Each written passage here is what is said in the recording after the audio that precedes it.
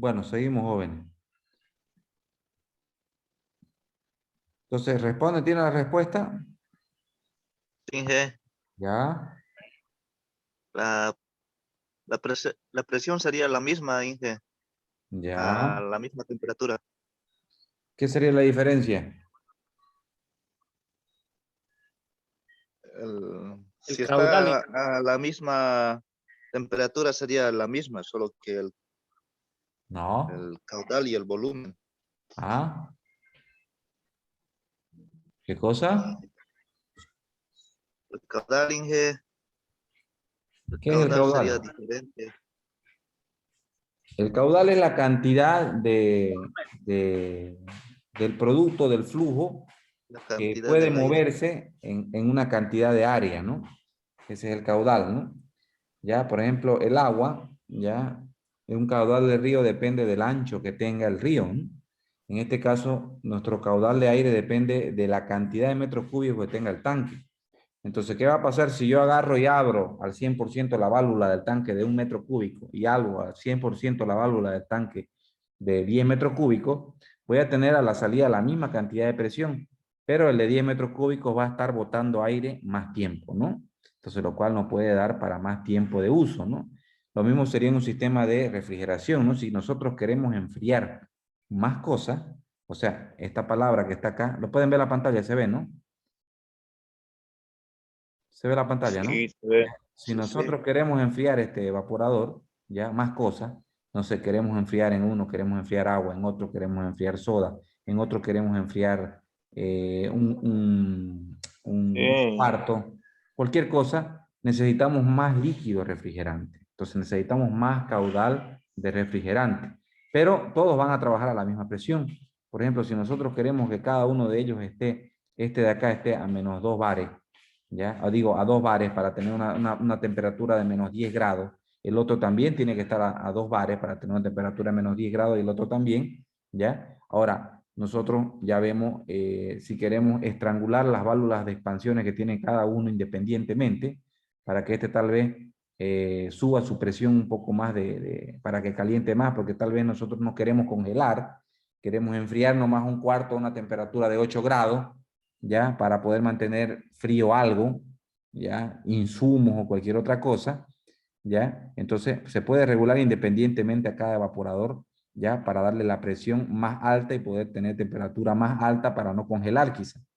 También podemos regular para que sea baja, todo dependiendo a cuál es la madre. O sea, si la válvula de expansión nos regula para que bote a 2 bares, ¿ya? Nuestro máximo de enfriamiento sería 2 bares, que equivale a 10 grados negativo. Pero si regulamos esta válvula tal vez a -1, tal vez -25 grados va a ser nuestra principal, ¿ya? Y nosotros vamos a regular los evaporadores a gusto, ¿ya? Pero eso quiere decir que el compresor tiene que llegar a volver a comprimir, ¿ya? Todo el gas necesario para poder tener el líquido suficiente. Ahora, si la cantidad de líquido no es la suficiente, ¿qué va a pasar? Todo el condensado que está entrando a este condensador va a colapsar y va a llegar un momento que no va a haber líquido, porque no va a llegar a poder condensar todo. Y eso puede pasar por dos factores. El compresor es muy pequeño, ¿ya? Por lo tanto, no llega a comprimir la cantidad de gas caliente para que este pueda ser condensado, o también el evaporador es muy pequeño. No llega a tener la capacidad calorífica para poder enfriar la cantidad de gas necesario para poder condensarlo. Por lo tanto, la válvula no va a poder tener la necesidad suficiente. También ocurre de que la válvula es muy pequeña, entonces no puede abastecer con la cantidad de líquido necesario para poder expandir y que todo esto vaya a los distintos evaporadores. Entonces, para hacer un cálculo de dimensión frigorífica a un sistema de enfriamiento, se tiene que calcular, ¿ya? Se tiene que saber cuál es la necesidad calorífica que necesitamos, ¿ya? Por eso es que yo a ustedes les di esas tareas, no para que simplemente agarran y vayan a un lugar y digan, bueno, su cuarto es de 3 metros por 5 por 8, necesita un aire de 24.000. No. El objetivo es que ustedes hagan un estudio, que vean, a ver, señora, su sol tiene sol acá, a ver, tiene un árbol que le da sombra, perfecto, acá también hay sol. Ah, perfecto, no tiene sol que muera en sus paredes. Entonces, vamos a despreciar ese cálculo. ¿Cuántas personas van a entrar? Tantas personas. Entonces, cada persona tiene un calor específico de tanto, 0.22 calorías sobre kilogramos por grado centígrado, ¿ya? Y tiene una masa cada persona. ¿De cuánto pesa su marido? Pesa 90. ¿Cuánto pesa usted? Esas personas van a entrar, ya tienen la capacidad calorífica de las personas. ¿Ya? Si tiene una ventana, ya la ventana no tiene aislamiento, por lo tanto hay que considerar, también les di la fórmula, para calcular en el caso no haya apertura. ¿Ya? Hay que ver si el techo tiene aislamiento, tiene tumbado, ¿ya? Entonces eso también influye porque si es calamina o si es Duralip sin tumbado, calienta más. Entonces también tiene un cálculo. Entonces todos esos factores les van a dar a ustedes para que hagan un buen cálculo. ¿Ya? Lo mismo si van a un frigorífico. Un frigorífico tiene que mantener, ¿a qué temperatura, señor? Bueno, quiero bajarlo a 5 grados centígrados. Entonces, de 30 grados, que es la temperatura ambiente, menos los 5 que quieren bajar, tienen un delta de 25 grados que tienen que bajar. ¿Ya? Entonces, ¿qué van a enfriar? Tienen el aire, sería 1. Tienen, ¿qué cosa quieren enfriar a esa temperatura? Carne. Cálculo específico del calor de la carne y los datos. Eso les va a dar la cantidad de kilocalorías y por lo tanto el tipo de sistema de refrigeración que van a colocar. Con ese dato ustedes van a saber qué compresor necesitan. Siempre tienen que dar entre un 20 y 30% de más a la necesidad que piden. Por ejemplo, si les sale 100.000 kilocalorías, ustedes tienen que buscar un compresor de 120 o 130 kilocalorías. ¿Ya? Lo mismo el condensador. Tiene que tener la capacidad frigorífica de poder enfriar 100.000 kilocalorías.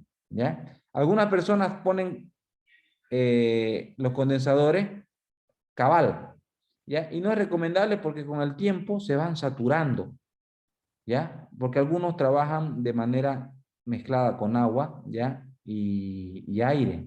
Y eso, con el tiempo, el agua va produciendo un sarro, ¿ya? Ese sarro, ¿qué es lo que hace? Lo convierte como un aislante que no deja que el frío penetre bien y van perdiendo su eficiencia. También se tiene que dar por recomendación un 30% de eficacia. Entonces, si la capacidad de compresión es de 100.000 kilocalorías, lo más recomendable es un condensador para eso.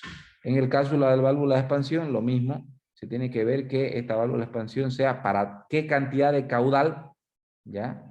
¿Ya? Y qué cantidad de presión va a regular, ¿ya? Para que los evaporadores puedan abastecer, ¿ya? Ahora, hay que ver en el cálculo siempre de que si nosotros vamos a usar para un evaporador, lo hacemos para eso.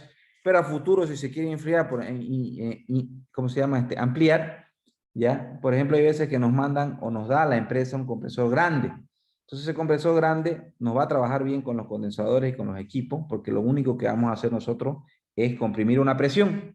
A ver, yo esa pregunta le hago. Si yo pongo un compresor más grande y estos son más pequeños en capacidad, ¿qué puede pasar?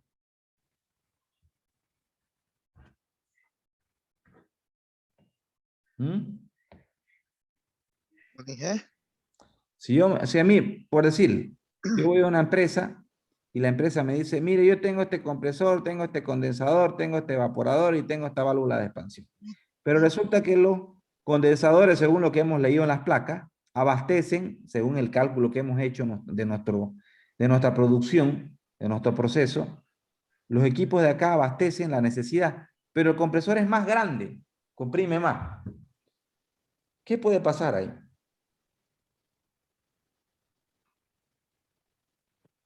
¿Puedes reventar? ¿Cómo?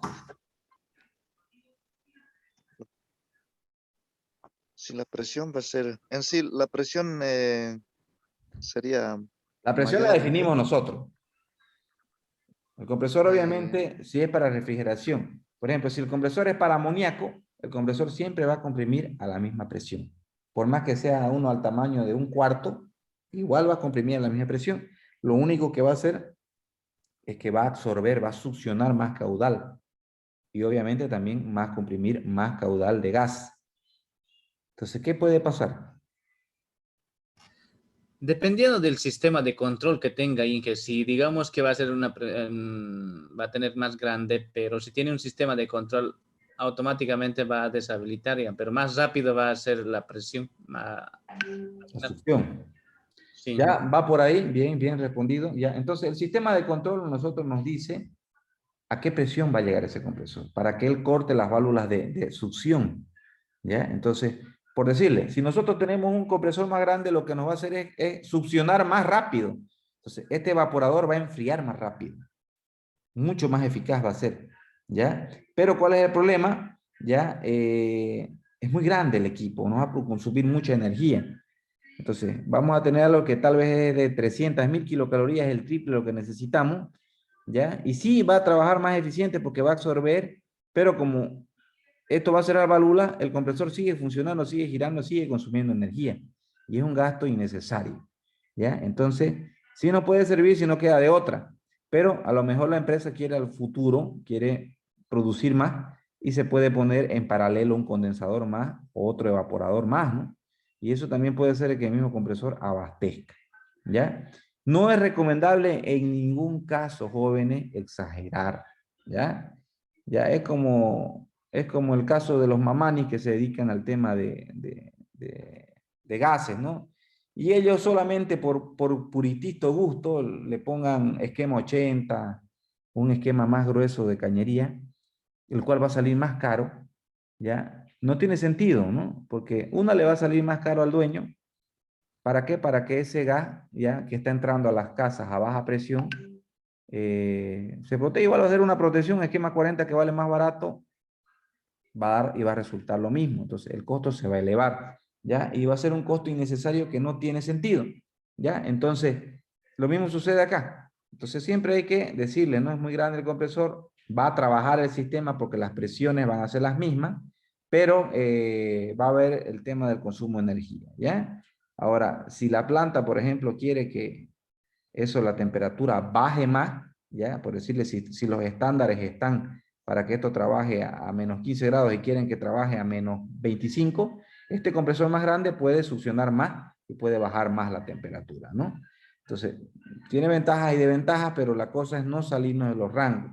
Podemos decir a una persona que necesita un aire de 32.000 BTU, ¿ya? O 30, esa cantidad de potencia, ¿ya? Pero tal vez con uno de 24 sea necesario, ¿no? Porque tal vez esa persona no lo vaya a usar todo el día, ¿no? Entonces, eso también es importante saber en qué horario quiere usar esa persona ese aire acondicionado. Entonces, no es nomás sacar un dato y comprar ese equipo, porque ocurren problemas, pues, jóvenes, ¿no?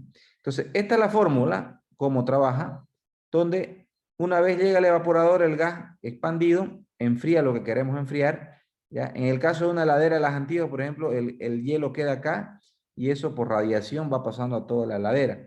Pero en otros sectores, como una cámara frigorífica, necesita de ventiladores este evaporador para poder ese aire helado que tiene gracias a las cañerías congeladas por el refrigerante, pueda absorber el aire caliente por la parte de atrás y botarlo congelado por la parte de adelante que está el evaporador. Entonces eso va recirculando hasta que llega a enfriar el cuarto a la temperatura deseada. Entonces esto se absorbe, ¿ya? Y vuelve a ser absorbido, toda esa succión o todo ese calor absorbido por el evaporador se convierte en gas y pasa a ser comprimido por el compresor, donde este eleva la temperatura al comprimirlo y eleva la presión pasando por un condensador. Este condensador lo que hace ya es empezar a enfriar este gas caliente a alta presión y temperatura y va haciendo de que el mismo se condense. Una vez se condense, queda a la espera a una válvula de expansión a que ésta expanda este gas y haga que la presión que tiene el líquido, perdón, ya se pulverice y baje la presión por el tema del resorte que tiene y por la cañería más gruesa que es la que está entrando al evaporador. Como baja la presión, este baja a la presión deseada, ¿ya? 2 bares, 1 bar, 0 bares, ¿ya? Y esto hace que la temperatura baje. Entonces, dependiendo de la necesidad, la temperatura baja y el evaporador hace que el ambiente se mantenga. Una vez sucede eso, vuelve a succionarse, ¿ya? Se comprime, vuelve al condensador, se condensa, se vuelve a expandir, ¿ya? Enfría el evaporador, se vuelve a succionar, se comprime, se vuelve a elevar temperatura y presión, vuelve a condensarse por medio del condensador y los ventiladores, ¿ya? Por la baja de temperatura, vuelve a expandirse, se pulveriza, baja la presión por las diferencias de pulverización y el grosor de cañería. Al bajar la presión, se congela, el evaporador aprovecha ese frío, enfría de nuevo el sector que quiere enfriar o el alimento o lo que quiere enfriar, ¿ya? Y el gas absorbe el calor y vuelve a ser comprimido, se eleva la temperatura y se repite el ciclo. Esto es un sistema clásico de sistema de refrigeración de ciclo cerrado. ¿Ya? ¿Está claro, no, jóvenes?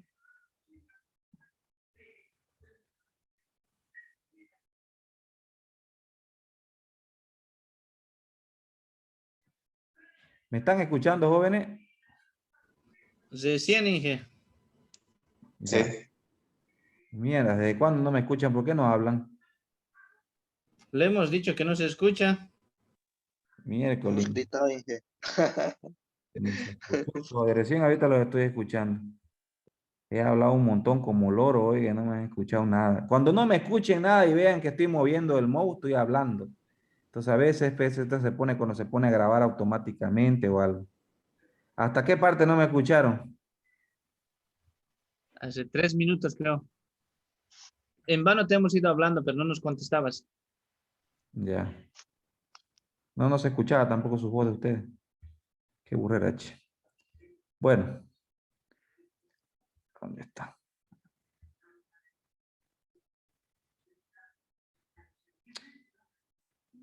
¿Qué se hizo el archivo?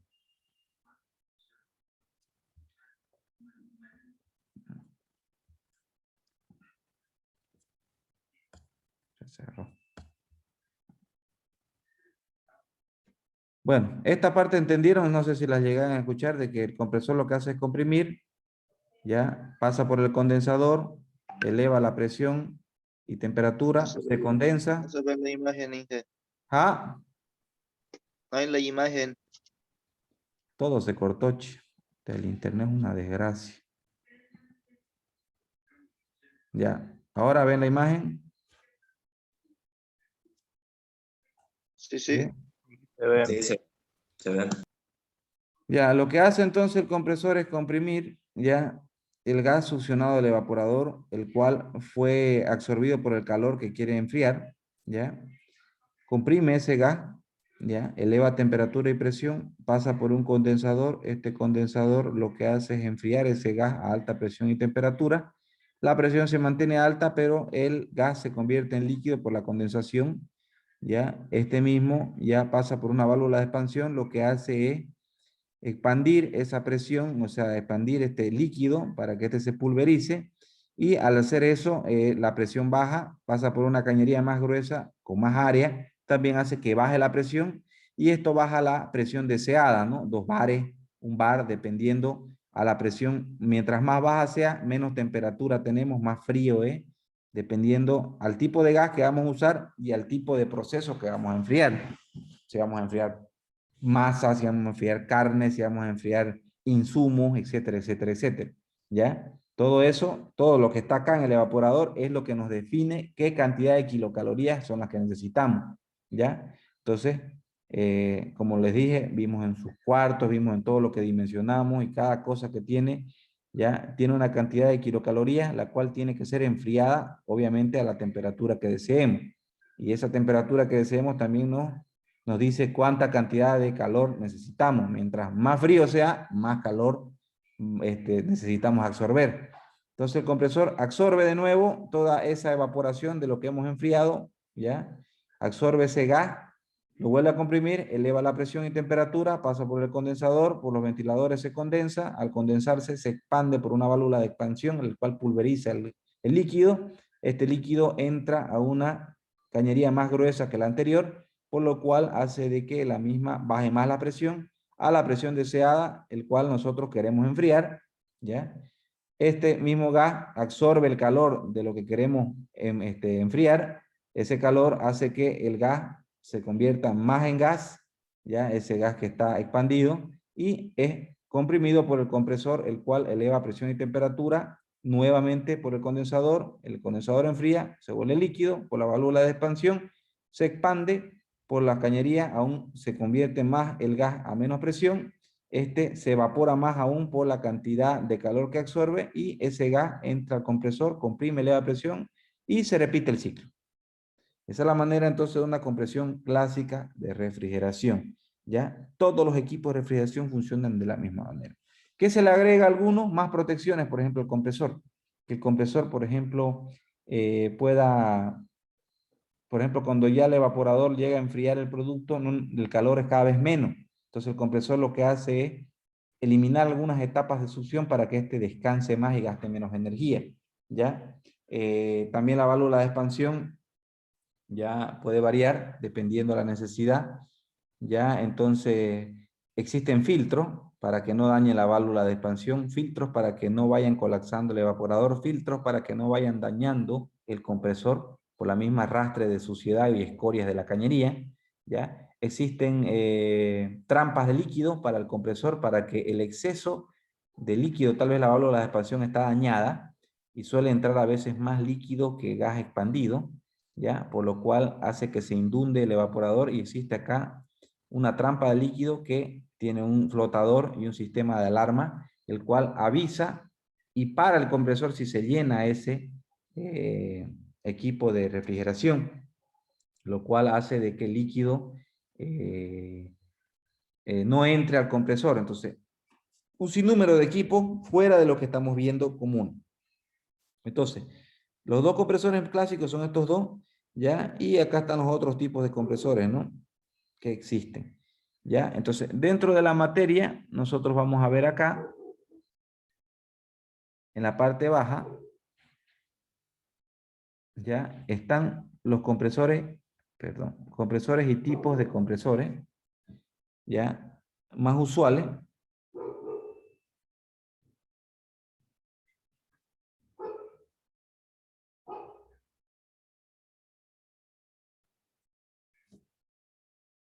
Para no dar mucha vuelta, que entre acá, ya que el tiempo se va a acabar ya.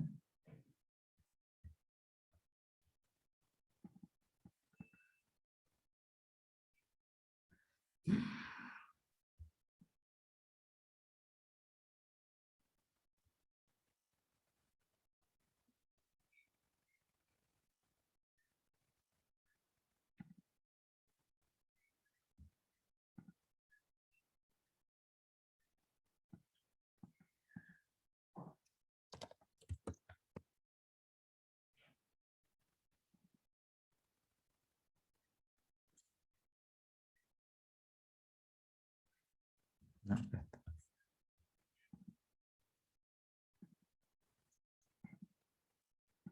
Ya. Entonces, acá, ya, en este mismo archivo que tienen ustedes ahí, ya vemos el tipo de compresor, lo que le hemos explicado, ya, cómo funciona, cuál es su objetivo, ya, aspirar, el refrigerante sale evaporador a baja temperatura y presión, lo que le dije.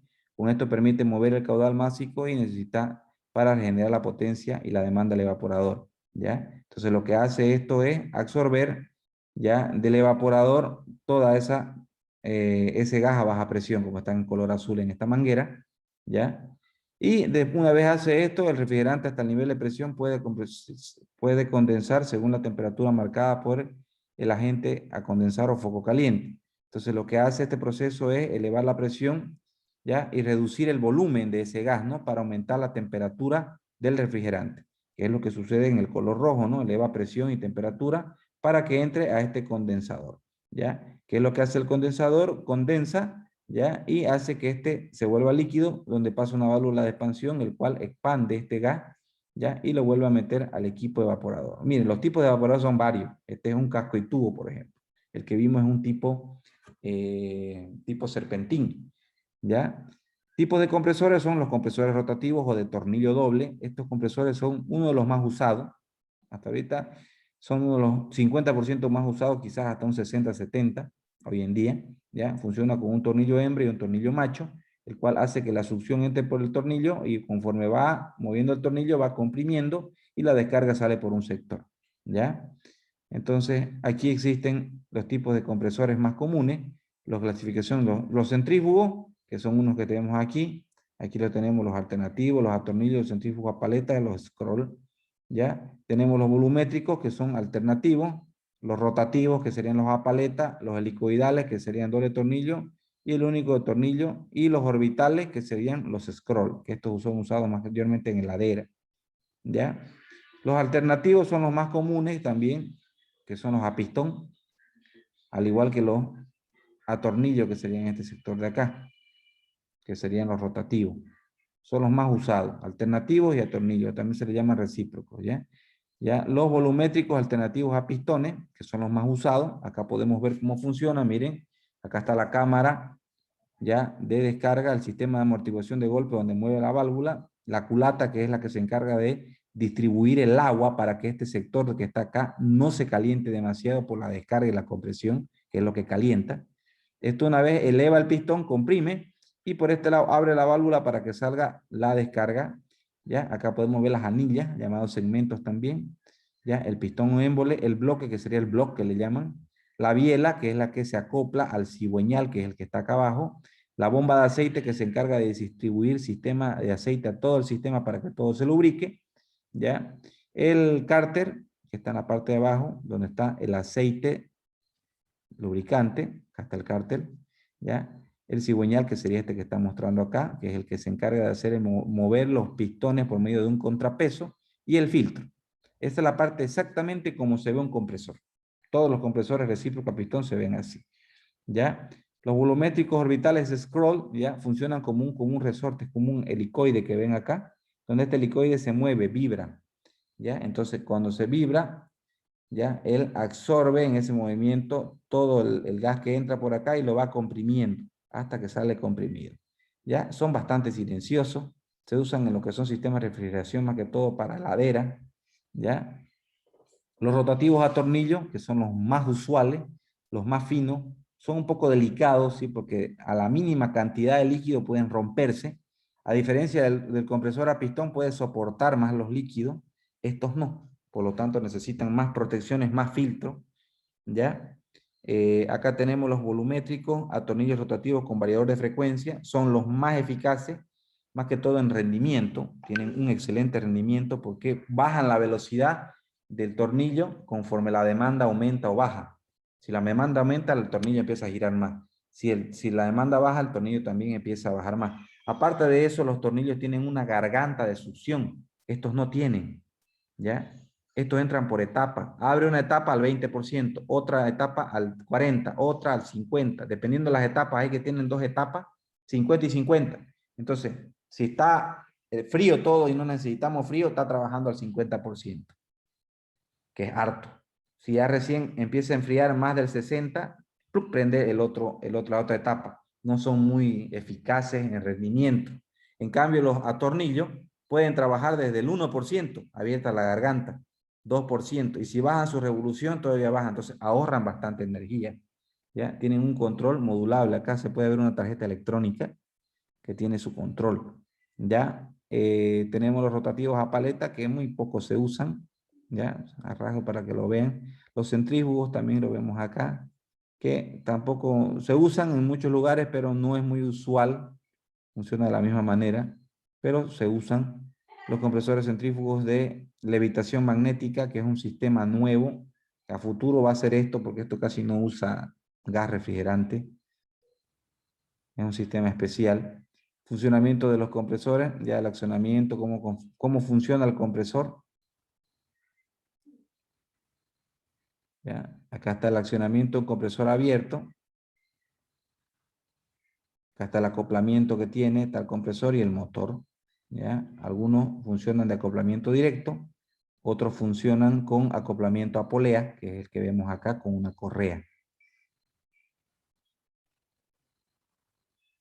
En el hermético simplemente está cerrado todo el tiempo y adentro tiene algunas protecciones mecánicas para cuando hay mucha presión o baja presión que hace que el mismo pare. ¿Ya? En el caso de acá, si sucede un trabamiento, acá tiene un fusible de goma que hace que esto se suelta y el compresor gira, el motor gira, pero el compresor ya deja de girar. En el caso de acá sería la correa, ¿no? La correa con el tiempo, si hay un freno o algún problema acá, empieza a patinar hasta que suelta. Y eso evita que se dañe el compresor, ¿no? Ya, entonces en el hermético es fijo todo el tiempo, pero dentro tiene un sistema más que todo electromecánico que le detecta la presión, suelta la biela y deja de que se mueva. En los herméticos también la carcasa está atornillada de manera accesible para realizar el mantenimiento. Los compresores semiabiertos son otros de las ventajas que tienen, por ejemplo, que necesitan menos mantenimiento, ya que no están presentes problemas de unión al eje del compresor.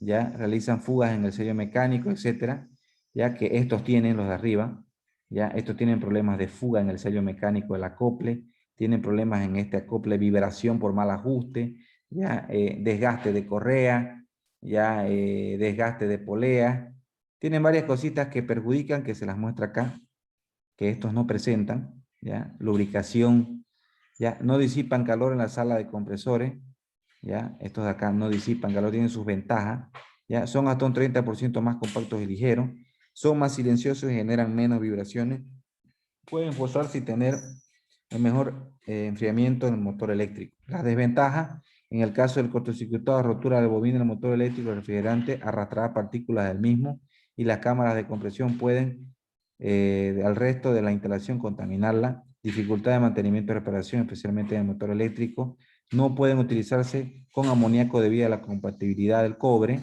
introducción de recalentamiento de refrigerantes antes de entrar en la cámara de compresión, el calentamiento incluye la eficiencia de la instalación, o sea, son eficientes pero no funcionan para industrias casi porque el amoníaco es tan importante y no se usa, van unidos a un acople directo, ¿ya? Entonces funcionan bien si son para un tema de freón, ¿ya? O otro tipo de refrigerante. Pero el mantenimiento, cuando toca hacerlo a estos equipos, es mejor botar y comprar uno nuevo. En otras palabras, te lo está diciendo así. En cambio, los de acá, principalmente los de a pistón, son reparables totalmente. ¿Ya? Se pueden reparar sin ningún problema, estos de acá arriba. ¿Ya? Igual los atornillos se reparan, se cambia el tornillo, se cambian los pistones, se hace un cambio de anillas, etcétera, etcétera, etcétera. ¿Ya? Esa es una de sus ventajas. ¿Ya? Después, los compresores volumétricos, los elementos de protección que tienen, ¿no? Seguridad relativas de presiones elevadas, tiene el presostato de alta presión, que fue lo que estaba hablando Juan Carlos hace rato, que está acá los equipos. Aquí los podemos ver. ¿Ya? Tienen presostato de alta presión para proteger en el caso suba la presión demasiado. ¿Todo se está viendo, se está escuchando, jóvenes? Sí. Viene un presostato diferencial para elevar la tasa de compresión. El diferencial es el que se encarga para ver que el automático prenda cuando la presión esté muy baja. Por ejemplo, si el compresor llega a enfriar ya a una presión baja, menos 2 bares, este apaga, ¿ya? Y conforme empieza a subir la presión por la demanda o el consumo de calor que hay, a lo que sube a, no sé, ustedes ponen el diferencial 0.5 bares, va a ser entre 2 a 2.5. Llega a 2.5, vuelve a encender el compresor, ese es el diferencial. La válvula de seguridad o válvula de alivio en el depósito de aceite, eso es por si entra a la cámara de ese sector mucha presión de amoníaco, eso libera el amoníaco para evitar que el compresor reviente. La seguridad relativa depende de la temperatura del motor, existe un equipo para eso, temperatura de descarga del compresor, detecta si la temperatura de descarga del compresor es muy alta, la temperatura del aceite muy importante, ¿ya? Este que es el acá, ve cómo está la temperatura del aceite por si el aceite está calentando demasiado, ¿ya? Y tiene una resistencia de calentamiento también que sirve para lo mismo, ¿ya? Al igual también, ahí existe, acá no está colocado, un presostato de presión de aceite. Si la presión de aceite de la bomba es muy baja, también apaga el compresor porque algo está pasando, ¿no? Puede ser de que no haya aceite, puede ser de que la bomba esté fallando, entonces ese presostato se encarga de decir que el aceite no está trabajando, por lo tanto protege al compresor, ¿no?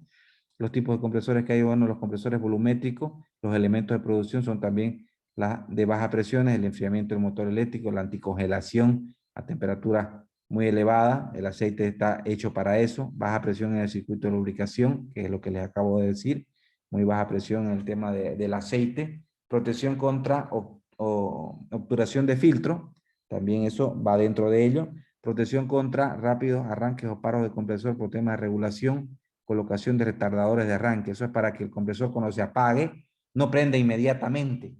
Se apaga y espera un lapso de tiempo para poder volverse a encender y evitar daños, ¿no? A la cámara de compresión o a los mismos pistones o al cigüeñal o a las bielas. ¿Ya?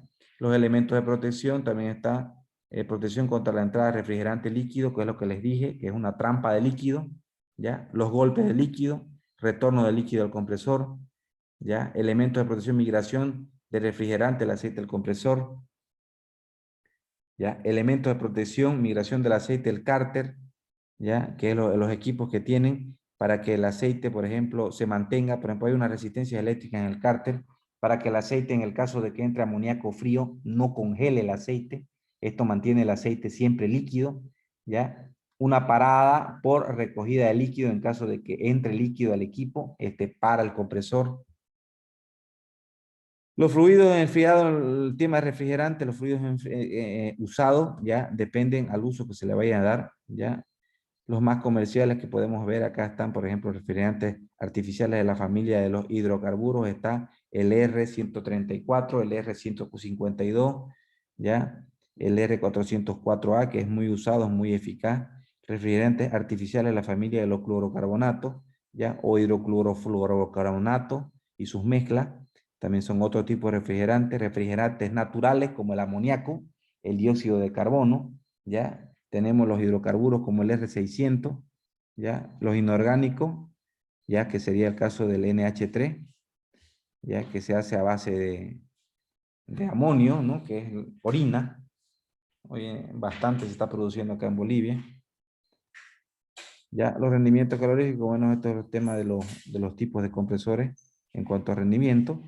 Y ese sería un explicativo lo más básico posible, porque tampoco podemos entrar a fondo en una materia de un semestre, ¿no? La materia de refrigeración es una carrera, joven. Para verla a detalle, en cada semestre se ve un compresor.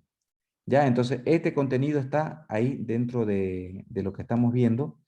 El próximo martes vamos a ver evaporadores, vayan leyéndolo, ¿ya? Y yo voy a ir dándole práctico de cuestionarios sobre estos avances para que ustedes vayan respondiendo, ¿ya? Vamos a pasar eso y la próxima semana vamos a ver eso y tipos de refrigerante. Con eso cerramos esta parte y ya pasando esta pandemia, nosotros tenemos que ya hacer las prácticas finales, ver todas estas piezas que hemos hablado, los equipos que tenemos allá y hacer el proyecto final que va a ser una cámara de frío, ¿ya? Ahí dentro de ello vamos a ver las partes eléctricas, todo lo que son, tenemos allá equipos condensadores, tenemos los presostatos, tenemos controladores de temperatura, que eso vamos a verlo allá en la práctica. Bueno, jóvenes, se acaba el tiempo. Cualquier consulta al WhatsApp, por favor, que ahorita se va a cortar el Zoom. Que tengan buenas noches, jóvenes, que descansen. Buenas noches, Inge.